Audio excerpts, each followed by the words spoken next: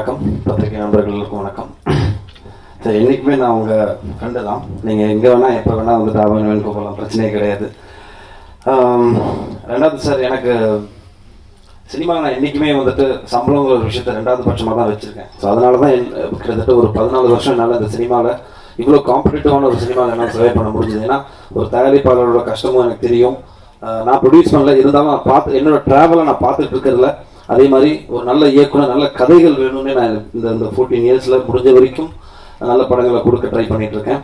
So அதில் வந்துட்டு என்னோட கெரியரில் இது வந்துட்டு திருப்பியும் எனக்கு வந்துட்டு ஒரு நல்ல படமாக அமைஞ்சிருக்கல ரொம்ப ரொம்ப சந்தோஷம். கடுகு. ஸோ ரொம்ப ரொம்ப தேங்க்ஸ் மில்டன் சார், இந்த கேரக்டரை நம்பி கொடுத்ததுக்கு. கேரக்டர் பேரே நம்பி தான்.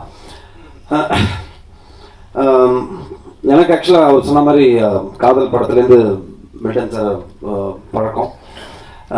ஒரு சினிமாட்டோகிராஃபராக பார்த்ததுலேருந்து ஆரம்பிச்சு அதுக்கப்புறம் ஒரு இயக்குனராக திருப்பியும் வந்துட்டு அழகாக இருக்கிறார் பயமாக இருக்கிறதுன்னு ஒரு படம் நாங்கள் பண்ணோம்.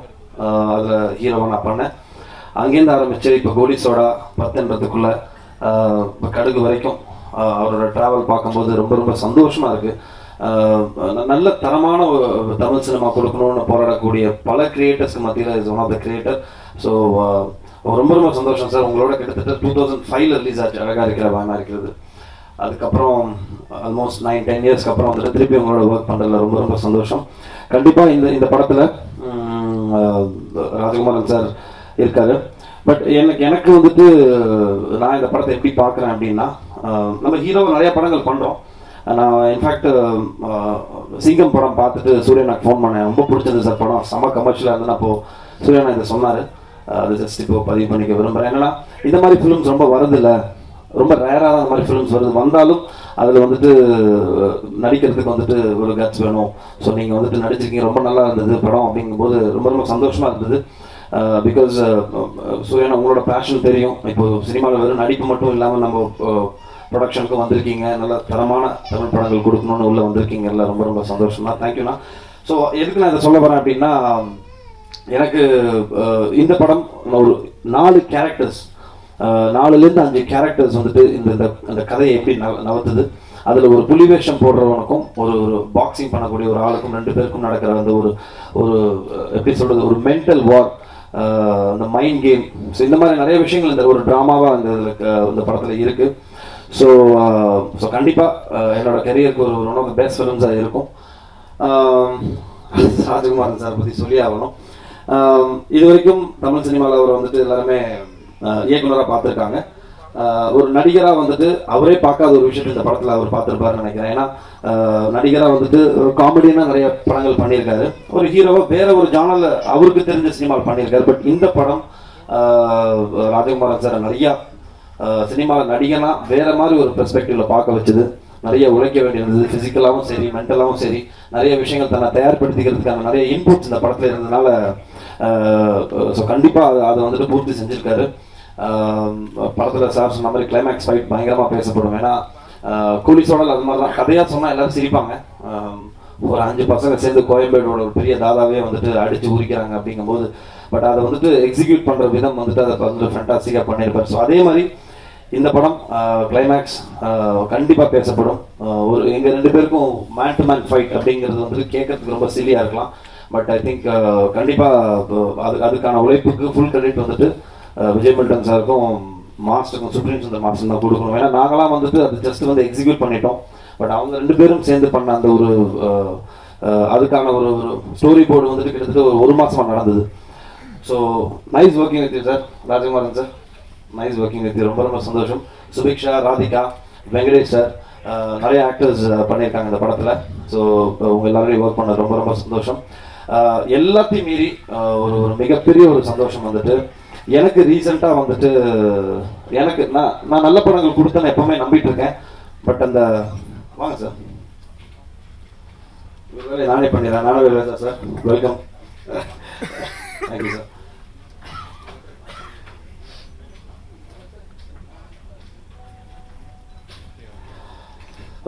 ஸோ முடிச்சுக்க எல்லாரும் வந்துட்டாங்க.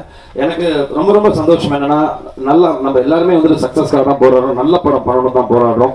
பட் ஒரு சில படங்கள் என்னோட கெரியர்ல நல்ல படம் பண்ணி உழைப்பை ஃபுல்லாக கொடுத்தா கூட அது சரியா போய் சேர மாட்டேங்குது ஒரு ஆதங்கம் எனக்கு நிறையாவே இருந்திருக்கு. ஏன்னா இப்போ ரீசெண்டாக வந்து என்னோட படம் என்னோட விளையாட கூட அது மாதிரி தான் நடந்தது. நம்பர் ஆஃப் ஷோஸ் நிறைய கிடைக்கல, நம்பர் ஆஃப் தியேட்டர்ஸ் நிறைய கிடைக்கல. பட் எனக்கு தெரிஞ்சு முடிஞ்சு போனது. பட் இருந்தாலும் எனக்கு இந்த படத்தை பொறுத்த வரைக்கும் எங்கள் டீமே வந்துட்டு கம்ப்ளீட்லி வந்துட்டு சாட்டிஸ்ஃபைட். ரொம்ப ரொம்ப ரொம்ப சந்தோஷமா இருக்கு. நம்மளோட உழைப்பு மக்கள்கிட்ட கரெக்டாக போய் சேர போகுது எப்படின்னா 2D நிறுவனம் மூலமா. சூர்யாண்ணா ரொம்ப ரொம்ப தேங்க்ஸ்ண்ணா ஃபார் அப்ரிஷியேட்டிங் அவர். Rajasekar sir thank you sir. So ரொம்ப ரொம்ப சந்தோஷம். இந்த படம் வந்து அழகான கையில் போய் சேர்ந்துருக்கு. கரெக்டான டைமில் மார்ச் 24 ரிலீஸ் ஆக போகுது. உங்களுக்கு ரொம்ப ரொம்ப சந்தோஷம். ஸோ பத்திரிகையாளவங்க எல்லாரோட சப்போர்ட் இந்த படத்துக்கு வேணும். எல்லாருக்கும் வணக்கம். இல்லை எனக்கே ஒரு மாதிரியா இருக்கு. எல்லாம் டீமாக இருக்கா, நம்ம மட்டும் ஒருத்தர் இது சொன்னால் 2 டேரக்டர் வர்றாங்க அப்படின்னா. ஆக்சுவலாக நான் வந்து நேற்று ஒரு ப்ராப்ளம், ஃபோனை உடச்சி போட்டு சிம் கார்டெலாம் கழட்டி போட்டு பார்த்துட்டேன். வரக்கூடாது, எங்கேயும் போகக்கூடாது, யாரையும் பேசக்கூடாது அப்படிங்கிற கடுகுடைய கீவுடைய கோபம் மாதிரி தான் எனக்கும் ஒரு கோபம் நேற்று. ஆனால் பாரத் வந்து வீட்டுக்கே வந்துட்டப்பில்ல. அப்புறம் அதுக்கப்புறம் போகாமல் இருக்க முடியாது அப்படின்னு வந்தேன். ஒரே விஷயம், சூர்யா சாருக்காவோ அது ஸ்டுடியோ கிரீன்லேயும் டூடிக்கும் ஜூனியர் ஆர்ட்ஸ் மாதிரி நான் என்ன ஃபங்க்ஷன் இருந்தாலும் நான் போயிடுவேன். ஆனால் இன்றைக்கி வந்தது அவங்களுக்காக இல்லை, சூர்யா சாருக்காகவும் இல்லை, மில்டன் சாருக்காகவும் இல்லை. ஆனால் ரஃப் நோட் உருவானதுக்கு நான் ஒரு காரணம், அவங்க ஒரு சந்தோஷம். டூடி உருவானதுக்கும் நான் ஒரு பசங்க குடும்பமாக நான் ஒரு காரணம் அப்படிங்கிற 2 பேர் ஜாயிண்டாக இருக்காங்க அப்படிங்கிற ஒரு காரணம் அதுக்குள்ளே இருக்க ஒரு சந்தோஷம். அதையெல்லாம் மீறி இங்கே நான் வந்தது அதுதான் ஒரு நல்ல படம் அப்படிங்கிற ஒரு இதுதான். மில்டன் சார் வந்து கொலிச்சோட மில்டன் சார் வந்து ஆட்டோகிராஃபில் வந்து ஒரு கேமராமேன், நான் அசிஸ்டன்ட் டேரக்டர். அப்போ வந்து கேரளாவில் வந்து எனக்கு ஒரு 275 ஒரு சட்டை ஒன்று எடுத்து கொடுத்தாரு.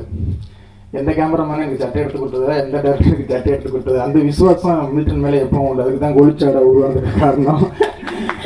அதில் நடித்த பசங்களுக்கு பூரா அப்போ எங்கள் ஸ்கூல் மெரினாவில் யூஸ் பண்ண ட்ரெஸ்ஸை தான் எடுத்துருந்தோம். அதில் போட்டிருக்க பசங்க ட்ரெஸ்ஸை ஊற்றி பார்த்தினா தெரியும், மெரினாவில் போட்டிருக்க ட்ரெஸ்ஸை தான் அதில் போட்டுருப்பாரு.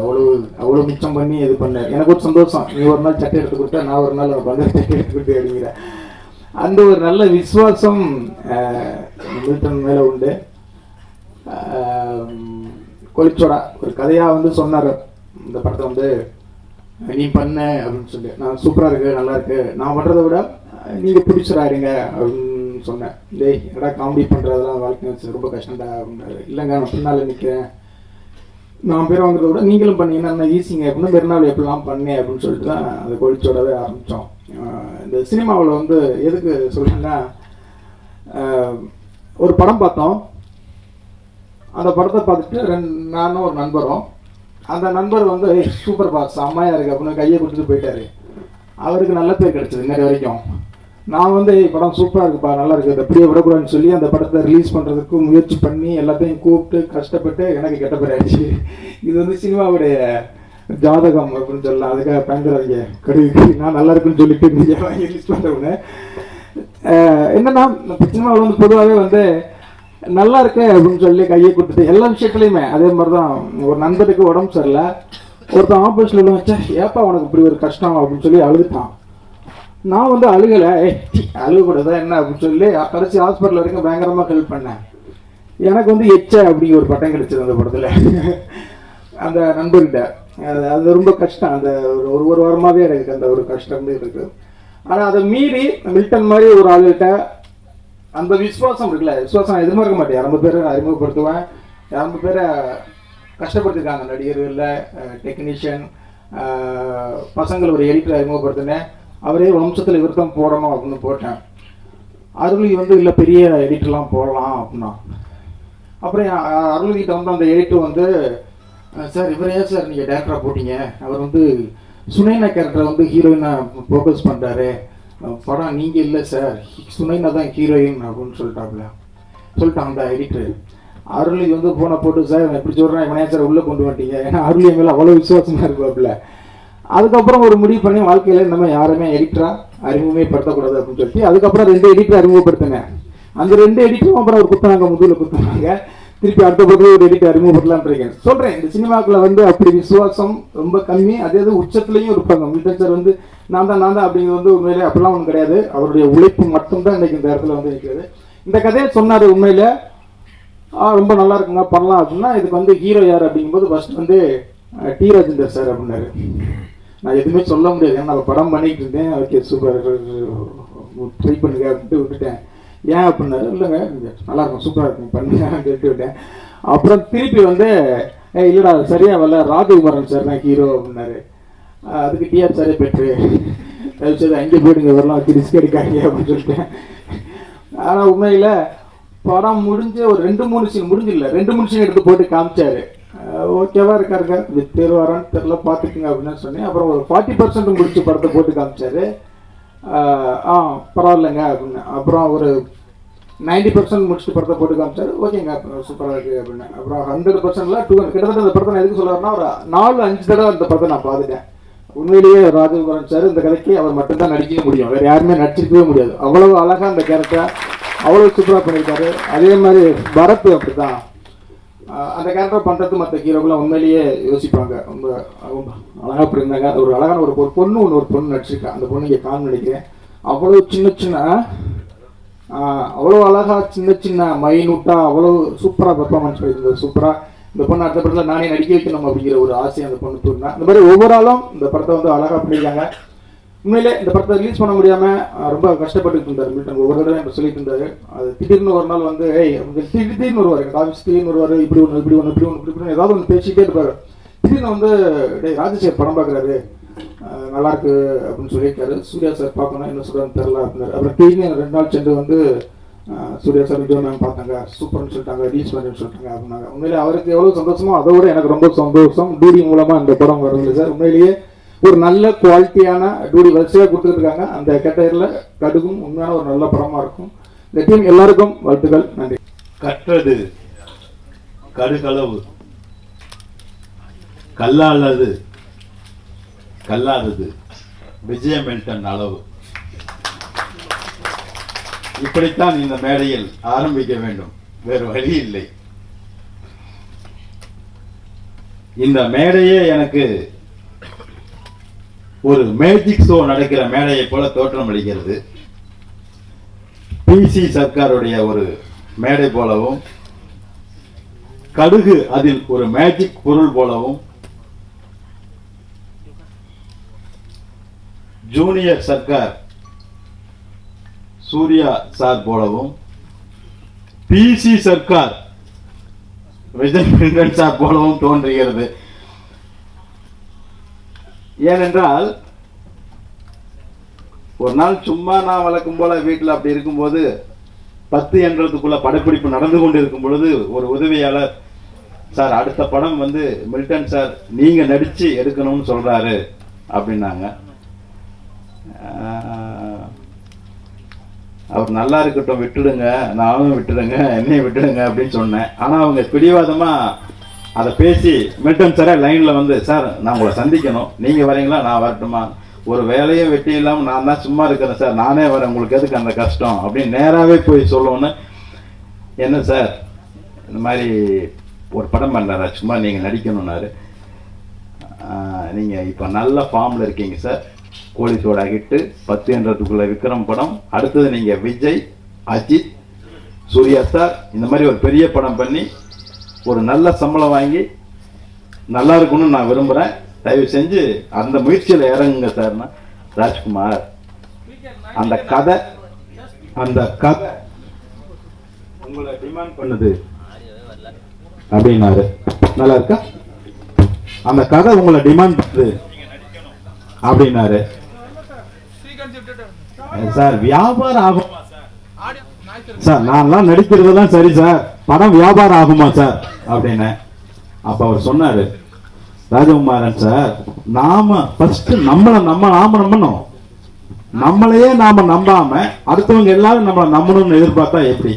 எனக்கு நம்பிக்கை இருக்கு, அந்த கதையை நான் எடுக்கணும், அதை நீங்க நடிக்கணும், நீங்க தான் கரெக்டா இருப்பீங்க அப்படின்னு நான் முழுசா நம்புறேன். ஏன்னா சில உண்மைகளை பேசும்போது நிறைய நாய்ஸ் வரும்.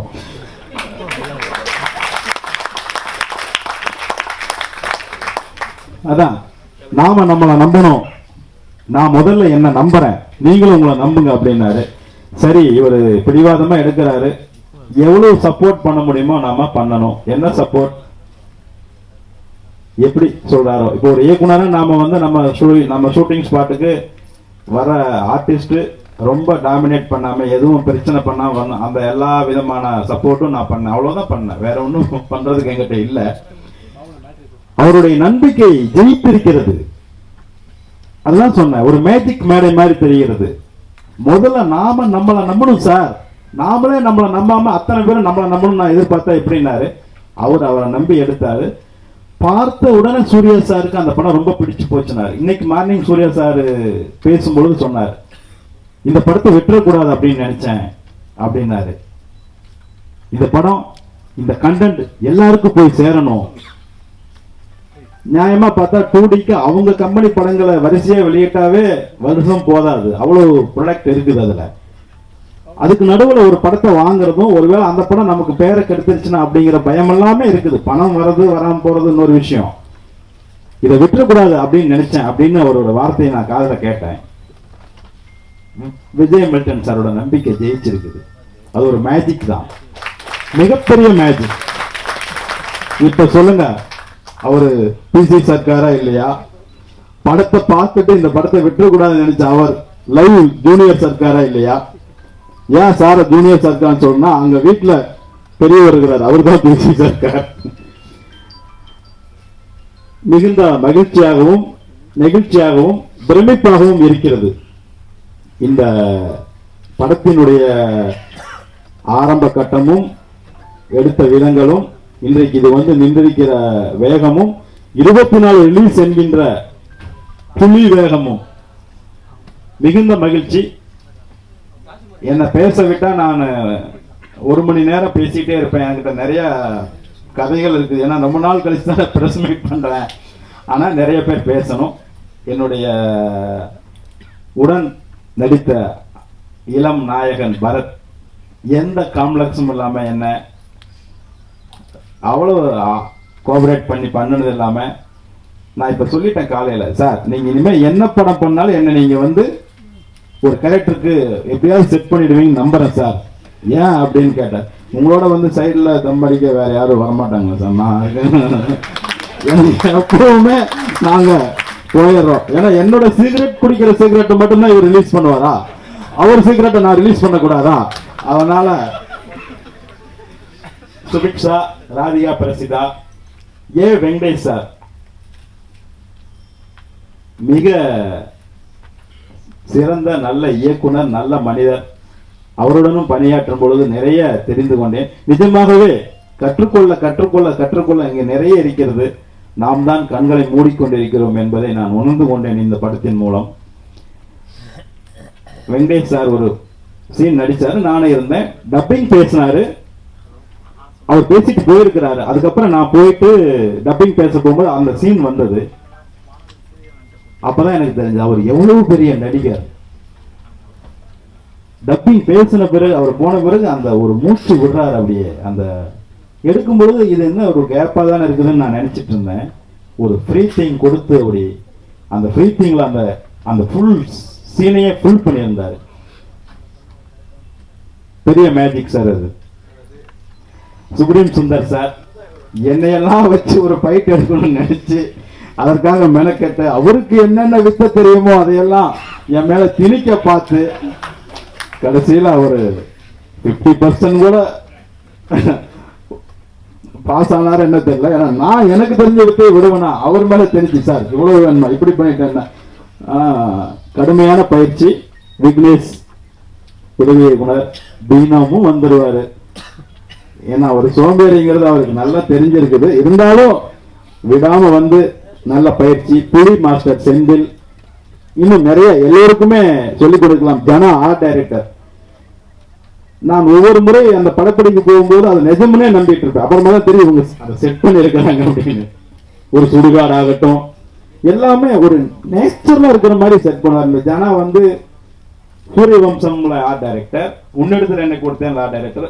அப்பெல்லாம் இவர் ஒரு ஆர்ட் டைரக்டர் அளவுக்கு இப்படி இருப்பாங்கன்னு நினைச்சு கூட பார்க்கல. ஏன்னா எங்க படங்கள் அந்த மாதிரி வேலைகள் இல்ல யதார்த்தமான வேலைகள் இல்லை.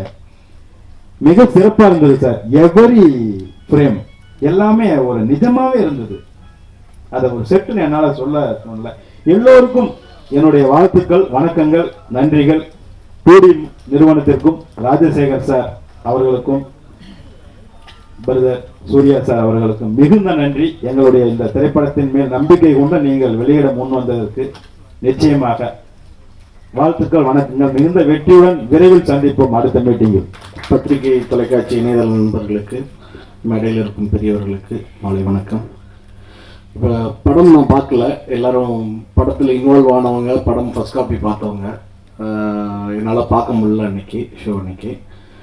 பட் எல்லார்கிட்டையும் கேள்விப்படுற விஷயம், ராஜா என்ன சொன்னாங்க, சக்தி என்ன சொன்னாங்க, அப்புறம் மகேஷ் படம் பார்த்துருந்தாப்புல.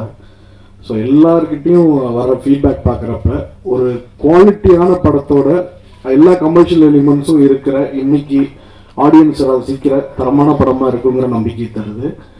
ஒரு காக்கா முட்டை பற்றி நம்ம ஃபீட்பேக் வந்துட்டு அந்த படத்தை போய் நம்ம பார்த்தப்ப கிடைச்ச எக்ஸைட்மெண்ட் இந்த படத்துலையும் கிடைக்கும்னு நம்புகிறேன்.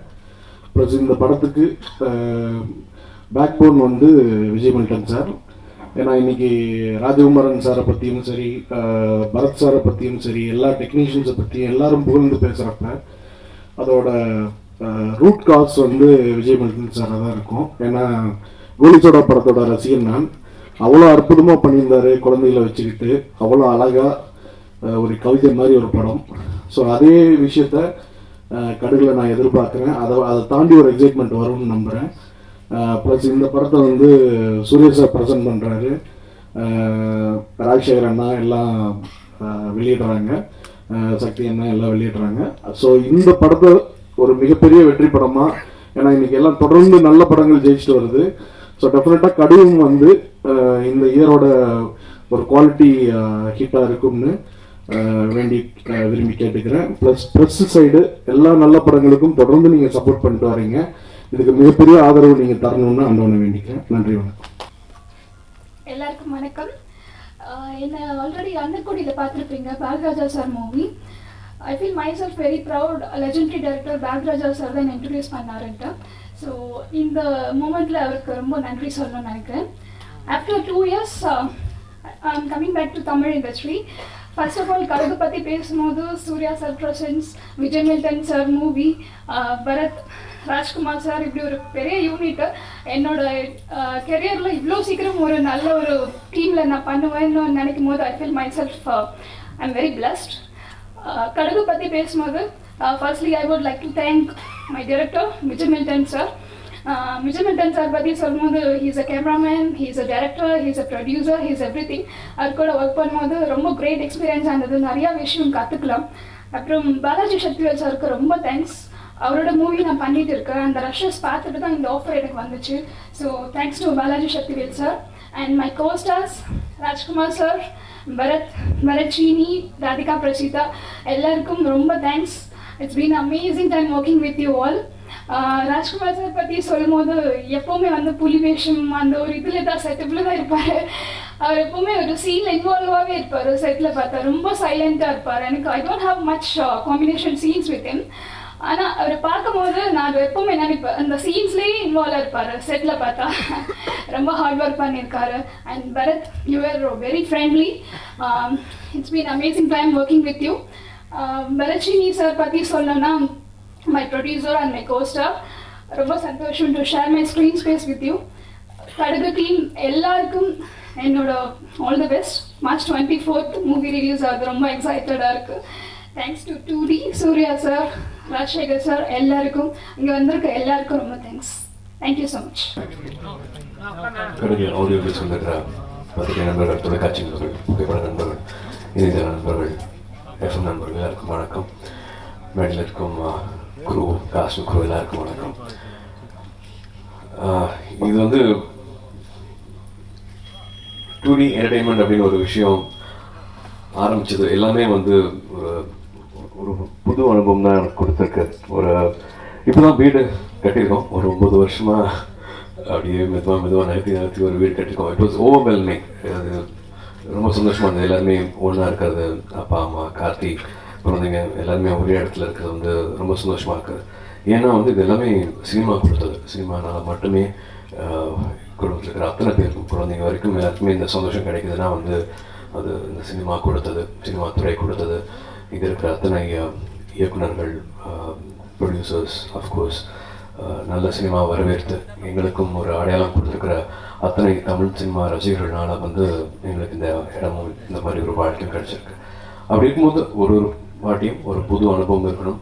சினிமாவுக்கு நாங்கள் திரும்பி என்ன பண்ணுறோம் அப்படின்னு கேட்கும்போது அதுக்கான கேள்விக்கு வந்து பதில் சொல்கிற மாதிரி தான் வந்து ஐ திங்க் 2D என்டர்டெயின்மெண்ட்டை நான் பார்க்குறேன். நான் அல்லாத படங்களும் வந்து என்னால் வெளியில் கொண்டு வரக்கு என்னால் முடியணும்.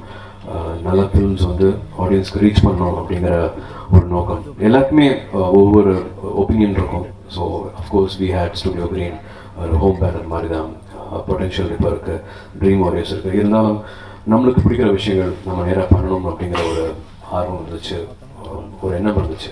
அப்படி ஆரம்பிச்சது தான் வந்து 2D என்டர்டெயின்மெண்ட்.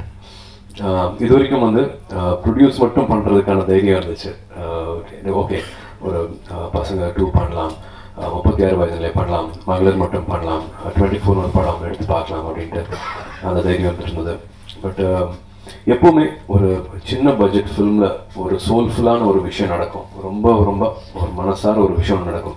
இது என்ன தடங்கள் வந்தாலும், எது நடுவில் வந்தாலும், எது எதிர்த்து வந்தாலும் இந்த படத்தை நம்ம பண்ணி ஆகிறோம் அப்படிங்கிற மாதிரியான ஒரு வைராக்கியம் வந்து அந்த ஸ்மால் பட்ஜெட் ஃபிலிம்ஸ்குள்ளே தான் வந்து அது அடிக்கடி நடக்கிறத நான் பார்த்துருக்கேன். எனக்கும் அந்த அனுபவம் இருக்குது. இப்போ மறுபடியும் ஒரு ஒரு கருவில் இருந்து வெளியில் வந்ததுக்கப்புறமா அந்த கருக்குள்ளேயே போக முடியாதுன்னு சொல்லுவாங்க இல்லையா, அந்த மாதிரி ஒரு ஆசை இருக்குது. அது மாதிரி அதுக்குள்ளேயே போகணும், மறுபடியும் அந்த மாதிரி விஷயங்கள் பண்ணணுன்ட்டு. அதுக்கான சூழல் என்னால் அமைச்சிக்க முடியல. அப்படிங்கிறதுனால அந்த அடையாளத்தோட, அந்த எண்ணத்தோட, அந்த வெறியோடு இருக்கிறவங்க கூட நானும் இணைஞ்சிக்கணும் அப்படிங்கிற ஒரு ஆசை தான். இவர் வந்து ஒரு ஆக்டரு, ஒரு கேமராமேன் அப்படிங்கலாம் தாண்டி வெரி குட் ஃப்ரெண்ட்ஸு. எனக்கும் என்னோட நட்போட்டத்தில் மறுபடியும் இதை புதுப்பிச்சுக்கிறதுன்னு தான் சொல்லுவேன். நண்பர்களாக இருந்தோம், இன்னும் கொஞ்சம் நெருங்கிறதுக்கு வந்து கடுகு வந்து ஒரு வாய்ப்பாக இருந்துச்சு. படம் பார்த்துட்டு இது ஒரு புது முயற்சி, ரிலீஸ் பண்ணுறதுக்கும் நம்ம போகலாம் அப்படின்னு ஒரு பாலமாக மட்டும்தான் இருக்கேன். இது வந்து ஒரு அழகான கெமிஸ்ட்ரி நடந்திருக்கு. ஒரு டைரக்டர், ஒரு ப்ரொடியூசருக்கும் அங்கே இங்கே வீட்டிருக்கிற அத்தனை நடிகர்களும் வந்து வேறு மாதிரியான ஒரு பரிமாணத்தில் தான் படத்தில் தெரிவாங்க. I always like character driven stories. எல்லா படங்களுமே வந்து ஒரு நரேட்டிவும் வந்து இன்ட்ரெஸ்டிங்காக நடந்துட்டு போகும். எனக்கு என்னமோ தெரியல, பர்சனலாக வந்து கேரக்டர் ட்ரிவன் ஸ்டோரிஸ் வந்து எனக்கு உடனே வந்து ஒரு ஈர்ப்பு வரும். அது நந்தான்னு சொல்லலாம், நிறைய படங்கள் சொல்லலாம். சில படங்கள் வந்து பண்ணியே ஆகணும், என்னன்னு அடுத்து கால்குலேஷனாக போட மாட்டேன். என்ன அந்த படம் எப்படி ரிலீஸ் ஆக போகுது, யார் பார்ப்பாங்க, யாருக்கு பிடிக்கும் அப்படின்னு கால்குலேஷனாக இருக்காது. பட் மனசார இந்த படம் பண்ணணும் அப்படிங்கிற மாதிரி ஒன்று தோணும். வாரணமாயிரம் அந்த மாதிரி படங்கள் சொல்லலாம். ஸோ அந்த வரிசையில் பார்க்கும்போது வந்து எனக்கு கடுகு அந்த மாதிரியான ஒரு படமாக தெரிஞ்சு, எதையுமே எதிர்பார்க்காம அடுத்து என்ன வரப்போகுது அப்படிங்கிற பெரிய பிளானிங்லாம் இல்லாமல் கடுகுங்கிற ஒரு டீம் வந்து ரொம்ப அழகாக இந்த படத்தை வந்து செஞ்சுருக்காங்க. யாரையுமே நான் வந்து அந்த ஆக்டர்ஸாக வந்து படத்தில் பார்க்கல, அந்த கேரக்டர்ஸாக பார்த்தேன். அதுவும் படம் ஆரம்பித்து ஒரு 2 monthsலேயே வந்து அந்த கேரக்டர்ஸ் பிடிக்க ஆரம்பிக்குதுன்னா வந்து அவ்வளோ ஒர்க் இருக்குது, அவ்வளோ ஸ்கிரிப்டிங் இருக்குது, அவ்வளோ அழகாக எழுதியிருக்காங்க, அதுக்குள்ளேயே இருந்திருக்காங்க. ஸோ கடுகு ஒரு அழகான டீம், ரொம்ப நம்பி ரொம்ப உண்மையாக ஒரு படத்தை எடுத்திருக்காங்க. யூனிக் ஃபிலிம்ஸை எப்பவுமே வந்து ஆடியன்ஸை சப்போர்ட் பண்ணிகிட்டே இருக்காங்க. எந்த படம் எந்த மொழியில் யார் எடுத்தாலும், அது சின்னது பெருசு, யார் எடுக்கிறாங்க, இதுக்கு முன்னாடி என்ன பண்ணியிருக்காங்க அப்படிங்கிறதெல்லாம் பார்க்காம ஒரு சின்ன ட்ரெய்லராக இருக்கலாம், இல்லாட்டி ஒரு வேர்ட் ஆஃப் மவுத்தாக இருக்கலாம், அதை நம்பி இப்போ வரிசையாக பல படங்கள் சொல்லலாம். எல்லா படத்தையும் வந்து தியேட்டரில் வரவேற்று எழுந்துச்சுன்னு கைத்தட்டி அந்த படங்களெல்லாம் வரவேற்றிருக்காங்க. அஃப்கோர்ஸ் மீடியாவில் இருக்கிற நீங்கள் சொல்கிற ஒரு வார்த்தையும் நம்பி, நாங்கள் சொல்கிறதெல்லாம் இல்லாமல் நீங்கள் சொல்கிறத மட்டுமே நம்பி தியேட்டரில் வந்து அவங்க பார்க்குறாங்க. அந்த வரிசையில் கடுகும் சேரும் அப்படிங்கிற முழு நம்பிக்கை இருக்குது. ஸோ மில்டனுக்கு இங்கே இருக்கிற ராஜ்குமார் சாருக்கு, பரத்துக்கு இங்கே இருக்கிற பரத்துக்கு, and of course music directors Arunagiri and இது உங்கள் நாள், உங்களோட நாள். இது லவ் த சாங், சைட்ஸில் பானம் பெருசுங்கிற song, and of course the other song also நிலவு சாங்கும் சரி, ரெண்டுமே ஒரு ஹாண்டிங் சாங், ரொம்ப பிடிச்ச சாங். ஸோ இந்த படத்தில் எந்த குறையும் இல்லாமல் எல்லா ஆஸ்பெக்ட்ஸும் இருக்கும். ஒரு ஃபைட் கேட்டிங்கன்னா ஃபைட்டோ, சாங்கோ, ஹியூமரோ எல்லாமே இருக்கும். பரத் வந்து எனக்கு சர்ப்ரைஸாக இருந்துச்சு. எனக்கு இந்த படத்தை எப்படி ஒத்துக்கிட்டாரு, எப்படி பண்ணுறாரு அப்படிங்கிற மாதிரி. ஸோ எல்லாருமே ரெகுலரான ஒரு ஃபில்மாவோ, ரெகுலரான ஒரு மூவி எக்ஸ்பீரியன்ஸாவோ வந்து இதை பார்க்கவே இல்லை. டெஃபினெட்லி இந்த ஃபில்ம் பார்ட்டிசிபேட் பண்ண அத்தனை பேருக்குமே இது ஒரு அவங்களோட கெரியரில் ஒரு லேண்ட்மார்க் ஃபில்மாக நிச்சயமாக இருக்கும். சொல்லி காமிக்கிற மாதிரி, ஞாபகப்படுத்துகிற மாதிரியான ஒரு படமாக இருக்கும். அதில் நாங்கள் வெறும் பாலம் மட்டுமே, படம் எடுத்தவங்களுக்கும் படம் பார்க்க போகிறவங்களுக்கும் ஒரு பிரிட்ஜாக மட்டும்தான் இருக்கும். ஸோ எல்லா கிரெடிட்டும் அவங்களுக்கு தான் போய் சேரும். இன்றைக்கி மேடைய கலகலப்பாக்கின அந்த 4 பேருக்கு தான் வந்து தேங்க் பண்ணுவேன். Very happy to have you all on stage today. பெரிய இன்ஸ்பிரேஷன் எங்களுக்கு. வழக்கமான ஒரு ஆடியோ ஃபங்க்ஷனு சினிமா டாக் மட்டுமே இருக்கும். அதில் ஒரு புது லாங்குவேஜ், ஒரு புது எண்ணம், புது தாட்ஸ் வந்தது வந்து எனக்கு சந்தோஷமாக இருந்தது. Every time emotionally I connect with things. அது இப்போ சொன்ன மாதிரி அகரம் ஆகட்டும், யாதம் ஆகட்டும், அண்ட் அஃப்கோர்ஸ் டூடி ஆகட்டும், இந்த படத்துலையும் வந்து நான் என்னை நினைச்சிட்டதுக்கு காரணம்னு பார்த்தா வந்து நான் சும்மா ஒரு வெளியில் ஒருத்தரை போய் பார்த்தேன், ஒரு முக்கியமான நபர். அவர் திடீர்னு வந்து நான் ஒரு செல்ஃப் எவாலுவேஷன் மாதிரி வந்து உங்களை நான் வந்து எவாலுவேட் பண்ண போகிறேன் அப்படின்னு ஆரம்பித்தார். வெளியில் வந்து உங்களை எப்படி பார்க்குறாங்க, 1 to 10 எங்கே கேஜ் பண்ணுறீங்க, உங்களை என்னவா பார்க்குறாங்க அப்படின்ட்டு உங்களுக்கு மார்க் போடுங்க, உங்களுக்கு என்ன மார்க் வெளியில் வச்சுருக்காங்க அப்படின்னு சொன்னால் நான் ஒரு மார்க் ஒன்று சொன்னேன். ஐ திங்க் இந்த இடத்துல தான் என்ன பார்க்குறாங்கன்னு நினைக்கிறேன். எனக்கு இவ்வளோ மார்க் வெளியில் சொசைட்டியில் வந்து போட்டிருக்காங்கன்னு நினைக்கிறேன். I think maybe I earned this because of so many things. எனக்கு இந்த மார்க் போடுறாங்கன்னு நினைக்கிறேன். உங்களுக்கு நீங்கள் என்ன மார்க் போட்டிருப்பீங்க அப்படின்னு கேட்டாங்க. நான் எப்பவுமே எனக்கு ஒரு சின்ன விஷயம் இருக்கும். அதனால் நான் வந்து அதில் நான் வந்து ஒரு பாதி மார்க் கூட இன்னும் கம்மியாக தான் போட்டேன். என்ன சொல்லிட்டு இருக்கீங்க, நீங்கள் வெளியில் வந்து உங்களை இப்படி நினச்சிட்டு இருக்காங்க, எப்படி ஒரு மார்க் போட்டிருக்காங்க, உங்களுக்கு கொடுத்துருக்காங்க நீங்கள் சொல்கிறீங்க. பட் உங்களுக்கு செல்ஃபாக நீங்களே உங்களுக்கு ஒரு மார்க் போட்டுக்குங்க, how you respect yourself அப்படின்னு பார்க்கும்போது வேர் யூ சி யுவர் செல்ஃப்னு மார்க் போட்டிங்கன்னா அது டிஃப்ரென்ஸ் இருக்கே, அது ஒரு பபுள் மாதிரி இருக்குது, அது பர்ஸ்ட் ஆகும். நீங்கள் you have to respect your self. உங்களுக்கு பிடிச்சாதான் வெளி உலகத்துக்கு உங்களுக்கு பிடிக்கும் அப்படிங்கிற மாதிரி ரொம்ப நாளுக்கு அப்புறமா அதை மாற்றி விட்டாங்க. அந்த விஷயங்கள்லாம் வந்து இந்த படத்தில் பார்க்கும்போது சந்தோஷமாக இருந்துச்சு. இந்த ஒரு தாட்டு தான் நிறைய பேரை கனெக்ட் பண்ணும். இது மட்டும் அல்லாது நிறைய விஷயங்கள் இருக்குது இந்த படத்தில். ஸோ இதனாலையும் எமோஷனலாகவும் நான் அந்த படத்தை நான் நினச்சிக்கிட்டேன். இதுக்கு மேலே this is your film. March 24 இந்த படம் வெளியாக போகுது, பாருங்கள், பார்த்துட்டு சொல்லுங்கள். மேடையில் வீட்டிற்கும் பெரியவர்களுக்கும் என்னோட இனிய மாலை வணக்கம். ஊடக நண்பர்களுக்கும் என்னோட இனிய மாலை வணக்கத்தை தெரிவிச்சுக்கிறேன். படிக்கும்போது படிப்பை தவிர இது எல்லாத்துலேயுமே கான்சன்ட்ரேட் அதிகமாக பண்ணதுனால ஆட்டோ ஓட்ட வந்தாச்சு. பாட்ஷா படம் பார்த்து ரஜினி சார் மாதிரி தான் ஆவேன்னு அடம் பிடிச்சிலாம் இந்த ஜாபுக்கு வரல. ஸோ இந்த ஒரே ஒரு வேலை மட்டும்தான் எனக்கு கிடைச்சிது. சரிங்களா, எங்கள் அப்பா ஆட்டோ மேன் தான், என்னோட 2 பிரதர்ஸும் ஆட்டோ தான் ஓட்டிகிட்டு இருக்காங்க. ஸோ கிடைச்ச வேலையை பிடிச்ச மாதிரி எப்படி செய்யலாம், நம்மளுக்கு ஏற்ற மாதிரி மாற்றிக்கணும் அப்படிங்கிற ஒரு விஷயம். சரி, இந்த ஜாபுக்கு வந்தாச்சு. கஸ்டமர் என்ன எக்ஸ்பெக்ட் பண்ணுறாங்க அப்படின்னு சொல்லி ரியலைஸ் பண்ணேன். நீங்கள் நிறைய பேர் ஆட்டோவில் ட்ராவல் பண்ணியிருப்பீங்க. நீங்கள் என்ன மாதிரியான விஷயங்களை எக்ஸ்பெக்ட் பண்ணுவீங்க? ஆட்டோவில் ட்ராவல் பண்ணியிருக்கீங்களா? ஸோ சேஃப்டி, ரெஸ்பெக்ட், இந்த 2 விஷயத்தை பெருசாக எதிர்பார்த்தாங்க. ஸோ அதை மீறி வேறு ஏதாவது கொடுக்கணும் அப்படின்னு முடிவு பண்ணதுக்கப்புறம் மேக்சின்ஸ், நியூஸ் பேப்பர் இந்த மாதிரி ப்ரொவைட் பண்ணேன். ஸோ நிறைய பேர் படிக்கிறதுல ஒரு 20-25% கஸ்டமர்ஸ் மட்டும்தான் ரீட் பண்ணாங்க. ஸோ வேறு ஏதாவது கொடுக்கணும் அப்படின்னு முடிவு பண்ணதுக்கப்புறம் அவங்கெல்லாம் ஃபேஸ்புக், வாட்ஸ்அப் அந்த மாதிரி யூஸ் பண்ணிட்டு இருந்தாங்க. அவங்களுக்கு வைஃபை ப்ரொவைட் பண்ணேன். ஸோ நிறைய கஸ்டமர் ஸ்மார்ட் ஃபோன் இல்லாமல் வந்தாங்க, அவங்களுக்காக சாம்சங் கேலக்ஸி டேப் ப்ரொவைட் பண்ணேன். அதுக்கப்புறம் எலக்ட்ரிக்கல் ப்ராடக்ட்டை பொறுத்த வரைக்கும் 3 இயர்ஸ்ன்றது ரொம்பவே அவுடேட்டட் அப்படின்றதுனால ஐபேட் ப்ரோவை லான்ச் பண்ணேன். ஸோ அதுக்கப்புறம் லேப்டாப் ப்ரொவைட் பண்ணேன். அதுக்கப்புறம் பார்த்தீங்கன்னா சேஞ்ச் ப்ராப்ளம் நிறைய இருந்துச்சு. ஆக்சுவலாக பார்த்தீங்கன்னா அது ஐடி காரிடர் அப்படின்றதுனால எல்லாரோட சேலரியுமே பேங்க் அக்கௌண்ட்டில் தான் கிரெடிட் ஆச்சு. ஸோ எல்லாருமே 100 rupees கொடுத்தாங்க. ஐ டோன்ட் நோ சேஞ்ச் அப்படின்னும் போது நெக்ஸ்ட் டைம் வந்து பே பண்ணுங்க அப்படின்ற மாதிரி சொல்லுவேன். நான் உங்களை முழுசாக நம்புறேன், நான் எந்த அளவுக்கு உங்களை நம்புறனோ நீங்கள் அந்த அளவுக்கு உங்களை நம்புங்க அப்படின்னு சொல்லி அனுப்பிவிட்டுருவேன். ஒரு 2 months 3 months கழிச்சு அவங்க ஆட்டோவில் வரும்போது ஈஸியாக என்னோட ஆட்டோ ஐடென்டிஃபை பண்ணிடுவாங்க. ஆனால் last time I pay for this money அப்படின்னு சொல்லி அவங்க கொடுக்கும்போது எப்படி ஃபீல் பண்ணீங்க அப்படின்னும் போது எல்லாருமே ஒரு 90% கஸ்டமர்ஸ் வந்து கில்ட்டி அப்படின்ற மாதிரி சொன்னாங்க. என்னோட ஃபோக்கஸில் customer is not guilty, god is guilty.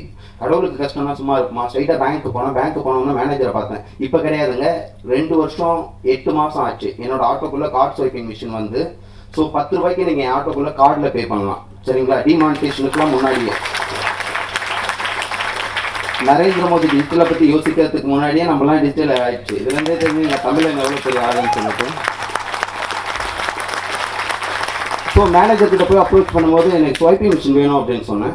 என்ன ஷாப் வச்சுருங்க அப்படின்னாங்க. ஆட்டோ ஓட்டுறேன் அப்படின்னா. ஆட்டோ ஓட்டுறீங்களா அப்படின்னு அவங்களோட ஃபேஸ் ரியாக்ஷன் வந்து டோட்டலாக சேஞ்ச் ஆயிடுச்சு. ஆமாம், ஆட்டோ தான் ஓட்டுறேன்னு திமிரா கொஞ்சம் கர்வமாக சொல்லும் போது ஒரு 8 டாக்குமெண்ட் சப்மிட் பண்ண சொன்னாங்க. கம்பெனியோட registration, rental agreement, visiting card, logo, seal, sign seal, இந்த மாதிரி நிறைய டாக்குமெண்ட் சப்மிட் பண்ண சொன்னாங்க. ஒரு 2 weeks எல்லாத்தையும் கலெக்ட் பண்ணி சப்மிட் பண்ணேன். இன்னொரு 2 weeks வெரிஃபிகேஷனுக்கு அப்புறம் அந்த மிஷின் என் கைக்கு வந்துச்சு. கஸ்டமர் வந்து பே பண்ணாங்க. 100 rupees கொடுத்தாங்க. I don't know change, you pay for the card அப்படின் போது கார்டா 10 rupees அப்படின்னு சொல்லி அவங்களோட ஃபேஸ் ரியாக்ஷன் சேஞ்ச் ஆச்சு. அவங்கள கன்வின்ஸ் பண்ணுறதுக்காக டிஜிட்டல் இந்தியா, ஸ்மார்ட் இந்தியானது கார்பரேட் ஷாப்பிங் மாலோ கிடையாது, பிளாட்ஃபார்ம் தான். இது சேஞ்ச் ஆனால் தான் எல்லாமே சேஞ்ச் ஆன மாதிரி. MTC bus, tea shop, fruit shopping எல்லாம் ஸ்வைப்பிங் அந்த டைப் இருக்கும். ரியலைஸ் பண்ணி பாருங்க, உங்களோட சேலரி பேங்க் அக்கௌண்ட்ல தான் கிரெடிட் ஆகுது.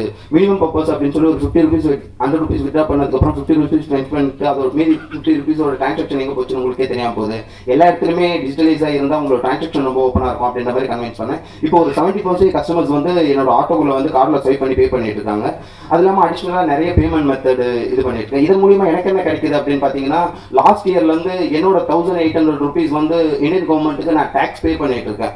ஆட்டோ டிரைவராக இந்தியாவிலேயே டேக்ஸ் பே பண்ணுற முதல் நான் தான். என்னோட லீகல் மணி கூட அருண் ஜேட்லி சார் பட்ஜெட்குள்ள போகுது அப்படின்னும் போது I am really proud Indian. I am the tax paid person. சரிங்களா? ஸோ அதுக்கப்புறம் பார்த்தீங்கன்னா எம்ப்ரைஸ் டைவர்சிட்டி அப்படின்வாங்க. சினிமா துறையில் மட்டும் நம்ம பன்முகத்தன்மையை வெளிக்காட்ட வேணாம், எல்லா இடத்துலையுமே காட்ட முடியும் அப்படின்றதுக்கு ஒரு சின்னதாக ஒரு எக்ஸாம்பிள் சொல்லணும்னா, என்னோட ஆட்டோவில் ஒரு 8 லாங்குவேஜஸ் ப்ரோக்ராம் இருக்குது. ஹிந்தி, தெலுங்கு, மலையாளம், கன்னடா, பஞ்சாபி, வெஸ்டர்ன், தமிழ், போஜ்பூரி. எனக்கு தமிழை தவிர எதுவுமே தெரியாது. நான் ஏதாவது ஆந்திரா, கேரளா, கர்நாடகா, டெல்லி, பம்பை, கல்கட்டா எங்கேயாவது போகும்போது அங்கே ஏதாவது ஒரு சின்ன டீ ஷாப்பில் தமிழ் சாங்கோன்னா என்னோட ஃபீல் எப்படி இருக்கும். ஏதாவது ஹிந்தி கஸ்டமர் ஏறினாங்கன்னா, your favourite hero Salman Khan, I play for the Salman Khan song. So அவங்க வந்து அண்ணா யூனோ ஹிந்தி அப்படின்னு கேட்பாங்க. ஏன் ஐ நோ ஹிந்தி, आप कैसे हो, आप कहाँ से हो, आप नगर कलिया, मैं ठीक हूँ, अच्छे से रखना, धन्यवाद, वापस और मिलना, मुझको भूलना मत, कुशल मंगल यात्रा, अदिति देव भव, प्रेमले को मुझे भी 1 2 3 4 5 6 7 8 9 10 ठीक है ओके ओके भैया धन्यवाद हिंदी ओवर அப்படின்னு. ஏதாவது தெலுங்கு கஸ்டமர் ஏறினாங்கன்னா தன்யவாதாலும் மல்லி கொளுத்தும் அப்படின்னு சொல்லுவேன். ஏதாவது கன்னட கஸ்டமர் ஏறினாங்கன்னா தன்யவாதாடு மத்தே பண்ணி அப்படின்னு சொல்லுவேன். ஏதாவது ஒரியா கஸ்டமர் ஏறினாங்கன்னா தன்யவாத் பூனி அசந்து அப்படின்னு சொல்லுவேன். ஏதாவது பெங்காலி கஸ்டமர் ஏறினாங்கன்னா தொன்னுபாத் அபார் அஸ்மின் அப்படின்னு சொல்லுவேன். ஏதாவது மராட்டி கஸ்டமர் ஏறினாங்கன்னா அட்டா மச்சி சட்டங்களி அப்படின்னு சொல்லிட்டு சர்வான்னா சுபஜந்தியாக்கால் அப்படின்ற மாதிரி சொல்லுவேன். ஏதாவது பஞ்சாபி கஸ்டமர் ஏறினாங்கன்னா கிதாவதியா அப்படின்னு. இது எதனாலன்னா அவங்களை இன்ட்ராக்ட் பண்ணுறதுக்காக சொல்லக்கூடிய ஒரு சில விஷயங்கள். ஸோ அந்த மாதிரி என்னோட ஆட்டோக்குள்ள நிறைய ஆஃபர் டேஸ் இருக்குது. Children's day, women's day, father's day, independence day, Abdul Kalam sir birthday, என்னோட பர்த்டே, டீச்சர்ஸ்க்கு எப்போதுமே நான் நல்லா இருந்தாதாங்க ஆஃபர் கொடுக்க முடியும். ஸோ அதுக்கப்புறம் பார்த்தீங்கன்னா டீச்சர்ஸ்க்கு எப்போதுமே ஆட்டோக்குள்ள ஃப்ரீ சர்வீஸ் இருக்குது. அதுக்கப்புறம் எல்லா கம்பெனிஸோட சிஓஸ் பர்த்டே எப்பவும் ஆட்டோக்குள்ள ஃப்ரீ ரைட் இருக்கு. நான் கோச்சிக்காதீங்க, கொஞ்சம் டைமிங் மட்டும் இருக்குது. ஸோ எல்லா கம்பெனிஸோட சிஓஸ் பர்த்டே எப்பவும் ஆட்டோக்குள்ள ஃப்ரீ ரைட் இருக்கு. இது எதனாலன்னு பார்த்தீங்கன்னா, டிசிஎஸோட என் சந்திரா சார் June 2, கேப்ஜெமினியோட பால் ஃபெர்னிக் சார் April 30, ஐபிஎம்மோட ஜின்னி ரொமேட்டி மேம் July 29. அதுக்கப்புறம் பார்த்தீங்கன்னா சிவநாடா சார், அபிதாலினி முச்சுவாலா, ஆக்சவரோட ஆர் ஸ்ரீகிருஷ்ணா, இந்த மாதிரி எல்லா கம்பெனிஸோட சிஓஸ் பர்த்டே எப்பவும் என் ஆட்டோக்குள்ள ஃப்ரீ ரைட் இருக்கு. படிச்சுட்டு வேலை இல்லாமல் இருக்கிறத விட ஒரு கொடுமையான விஷயம் இந்த உலகத்தில் எதுவுமே இருக்க முடியாது. எஜுகேஷன் சிஸ்டமால மட்டும் உங்களோட லைஃப்பை ஃபுல்ஃபில் பண்ணிட முடியாது. அதுக்கு அடுத்ததான் ஒரு விஷயம் இருக்கு, அதுதான் ஜாப் அப்படின்ற ஒரு விஷயம். ஸோ படிச்சுட்டு வேலை இல்லாமல் இருந்தால் பொண்ணு கூட கொடுக்க மாட்டாங்க. சரிங்களா? ஸோ அது ரொம்ப காயப்படுத்தும், நம்மள மட்டும் இல்லை நம்மளை சுற்றி இருக்கவங்களையும். அதுக்கப்புறம் என்னோட ஆட்டோக்குள்ளே எல்லா ரீசார்ஜும் பண்ணலாம், எல்லா சார்ஜரும் பாயிண்ட் இருக்கு, இந்த மாதிரி நிறைய விஷயங்கள் இருக்கு. ஸோ விழா நாயகர்களான அனுப் சீனன் சார், அவர் பெங்களூர்ல ரொம்ப ரொம்ப ஃபெமிலியரான ஃபிகர், அவர் நோட்டட் ஃபிகர். அதுக்கப்புறம் அருணகிரி சார், நீங்க இன்னும் பெருசாவே என்னோட வாழ்த்துக்கள். நீங்க தான் விழாவோட நாயகர்கள். 2D என்டர்டைன்மெண்ட் ரொம்ப ரொம்ப சந்தோஷம் சார். நீங்க கடுகுக்கு மெருகேற்றத்துக்கு என்னோட வாழ்த்துக்கள். சரிங்களா? ஸோ கடுகு போட்டாதான் குழம்புல முதல்ல நல்ல மனமான ஒரு வாசனை வந்து, நான்லாம் பார்த்தீங்கன்னா எங்கள் வீட்டில் சட்னி வச்சாங்கன்னா அந்த கடுகு இருக்கிற சட்னியை மட்டும் அலேக்கா அப்படியே எடுத்து தட்டில் போட்டு சாப்பிடுவோம். ஸோ இது எல்லாமே ஒன்று சேர்ந்துருக்கிறது வந்து உண்மையிலே பெருமைக்குரிய ஒரு விஷயமா பார்க்குறேன். ஸோ என்னதான் நம்ம நல்ல ப்ராடக்ட்டை ரெடி பண்ணால் கூட அதை மார்க்கெட்டிங் பண்ணுறதுக்கு உங்களோட தயவு ரொம்ப ரொம்ப பெருசாக தேவைப்படுது. ஸோ நீங்கள் இல்லாமல் எந்த ஒரு திரைப்படமுமே வெளி உலகத்தில் வந்து இது பண்ண முடியாது. நான் ஒரு பிளாட்ஃபார்முங்க, ஆக்சுவலாக கசக்கி தூர போட்ட குப்பை தான், அதை எடுத்து நீங்கள் வந்து மெருகேற்றி பெரிய ஒரு ஸ்க்ரீனில் வெளிக்கொண்டு வரவங்க மீடியா நண்பர்கள் அப்படின்றவங்க. ஸோ நீங்கள் இல்லாமல் இங்கே ஒரு விஷயமே நடக்காது. அதனால தான் நான் முதல்ல என்னோட கஸ்டமருக்கு ஏதாவது கொடுக்கணும்னு யோசிச்ச உடனே மீடியான்ற ஒரு விஷயத்தான் யோசிக்கவே ஆரம்பித்தேன். புரியுதுங்களா? ஜனாதிபதி கேண்டிடேட்டா பிரணாப் முகர்ஜி சார் என்னதே எனக்கு தெரியாது, அவர் வின் பண்ணதே எனக்கு தெரியாது. ஃபியூல் பிரைஸ் இன்க்ரீஸ் ஆனா கூட டிவி நியூஸ் பேப்பர் பார்த்து தான் தெரிஞ்சுக்க வேண்டியதா இருக்கு. டிமானிட்டேஷனை பத்தி டெல்லியில இருந்து நரேந்திர மோடி சார் அனௌன்ஸ் பண்ணது வீட்டில் டிவி பார்த்து தான் தெரிஞ்சுக்க வேண்டியதா இருக்கு. என்னோட லைஃப் ஒரு 97% மீடியா ரோல் பண்ற மாதிரி நான் ரியலைஸ் பண்ணேன். ஸோ அதனால மீடியான்ற ஒரு விஷயத்தை மட்டும் தான் நான் எப்போதுமே ஃபோக்கஸ் பண்ணேன். ஸோ அதனால தான் மீடியான்ற ஒரு விஷயத்தை உள்ள. ஸோ நீங்க நல்ல ப்ராடக்ட்டை வெளியே கொண்டு போய் சேர்க்கிறவங்க அப்படின்றதுனால இந்த கடுகையும் எல்லார் வீட்டுக்குள்ளேயும் கொண்டு போய் அந்த சட்னி மாதிரி மெருகேற்றி விடுறது உங்க கையில தான் இருக்கு. ஸோ எனக்கு வந்து பொதுவாக நான் நிறைய இடத்துக்கு போய் பேசுறதுக்கு வாய்ப்பு கிடைச்சிருக்கு. ரொம்ப வித்தியாசமான மேடை இது கூட. ஆக்சுவலாக பார்த்தீங்கன்னா சினிமா அப்படின்றது ஆக்சுவலாக எதிர்பார்க்குற மேடைகள் வேற. பில்கேட் சாரோடவோ அம்பானி சாரோடவோ அல்லது ரத்தன் டாட்டா கூடவோ போய் பார்க்கறது கூப்பிட்டாங்க அப்படின்னா அவங்க தானே கூப்பிட்டாங்க அப்படின்னு தான் நான் ஃபீல் பண்ணுவேன் சத்தியமாவே. ஏன்னா அது ஒரு பெரிய விஷயமா தெரியாது. ஏன்னா நம்ம அந்த மாதிரி யோசிச்சுக்கலாம் அப்படின்ற ஒரு விஷயம் இருக்கும். சினிமா துறையிலையா இவங்க எதுக்குப்பா நம்மளும் கூப்பிடுறாங்க, முதல்ல ஒரு மாதிரி ஒரு தயக்கமாகவும் ஒரு பயமாகவும் இருந்துச்சு. அதுக்கப்புறம் இல்லைங்க இந்த ஸ்கிரிப்ட் ஒரு மாதிரி அப்படின்னாரு. அதாவது முதல்ல உங்களுக்கு பிடிச்ச வேலையை, உங்களுக்கு கிடைச்ச வேலையை உங்களுக்கு பிடிச்ச மாதிரி, உங்களுக்கு பிடிச்சாதாங்க மற்றவங்களுக்கு பிடிக்குதா இல்லைன்றது அது அவங்களோட கன்சிடருக்கே விட்டுருங்க. புரியுதுங்களா? நான் செய்கிற வேலையை எனக்கே பிடிக்கலன்னா மற்றவங்களுக்கு எப்படி பிடிக்கும்? நீங்கள் ஒரு விஷயத்த ஃபாலோ பண்ணாதீங்க. அதாவது நான் மணியை ஃபாலோ பண்ணி ஓடணுன்னா மணி என்ன ஃபாலோ பண்ணாது. சரிங்களா? நீங்கள் செய்கிற வேலையை பிடிச்சி செய்யுங்க, எல்லாமே உங்களை ஃபாலோ பண்ணிட்டு வரும். ஸோ ரொம்ப நேரத்தை எடுத்துக்கிறேன். இங்கே இருக்கிறவங்களோட பொண்ணான நேரத்தெல்லாம் என்னால் வீணாக போனதை நினச்சி நான் வருத்தப்படுறேன். ஸோ இந்த வாய்ப்பை நான் கொடுத்ததுக்கு வந்து உண்மையிலேயே ரொம்ப ரொம்ப ரொம்ப ரொம்ப நன்றி சொல்லியிருக்கேன். ஏதாவது தவறுதலாக பேசியிருந்தா மன்னிச்சிருங்க. உங்களை எல்லாரையும் சந்தோஷத்தில் ரொம்ப ரொம்ப சந்தோஷம். தேங்க்யூ.